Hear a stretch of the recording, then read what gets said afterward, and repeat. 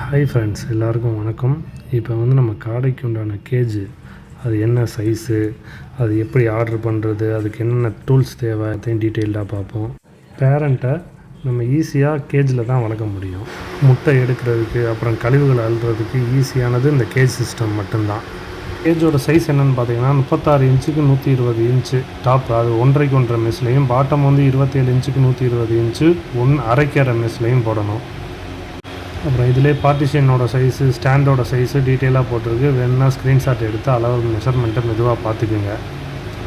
இது ஆர்டர் எப்படி கொடுக்குறதுனா, நாமக்கல்லில் ஒரு 3 கம்பெனி, ஃபேமஸான கம்பெனி மேனுஃபேக்சரிங் பண்ணி கொடுத்துட்ருக்காங்க. நீங்கள் குயிலுக்குன்னு சொன்னீங்கனாலே அதுக்கேற்ற மாதிரி அவங்களே எல்லா சைஸுமே அவங்களே சொல்லி பண்ணி கொடுத்துருவாங்க. நீங்கள் உங்கள் இடத்துல கொண்டு வந்து அசம்பிள் பண்ணிக்கிறது ஈஸியாக இருக்கும். மெயினான டூல்ஸ்னு பார்த்தீங்கன்னா இந்த நெயில் ட்ரிம் பில்லர், இது அமேசான்லேயே ஆர்டர் போட்டு வாங்குறதுனால வாங்கிக்கலாம். அப்புறம் கொரடு நார்மலாக, வேறு ட்ரில், நம்ம நார்மல் ட்ரில்லரு, இதுக்கு ஹோல்ஸ் போடுறதுக்கு நம்மளுக்கு 12 mm பிட்டு வரும். இந்த மாதிரி பிட்டு வாங்கிக்கணும். மெயினாக நிப்பிள் மாட்டுறதுக்காக.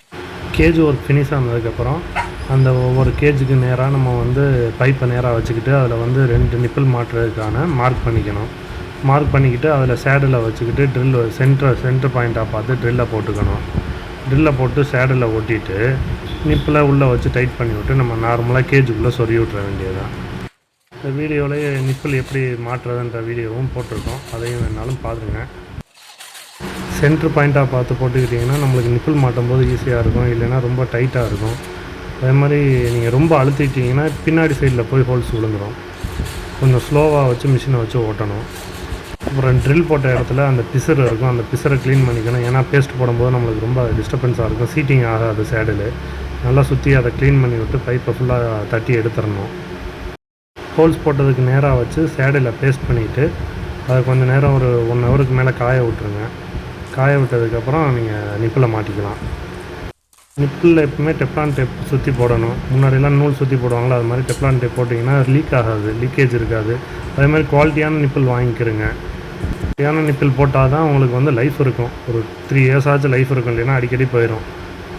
கப்பெல்லாம் சொருகிவிட்டு கப்பெல்லாம் மாட்டி விட்டு நீங்கள் கப்ளிங்கெல்லாம் மாட்டிட்டிங்கன்னா டேரெக்டாக டேங்க்கில், சப் டேங்க்கில் நீங்கள் கனெக்ட் பண்ணி விட்டுறலாம்.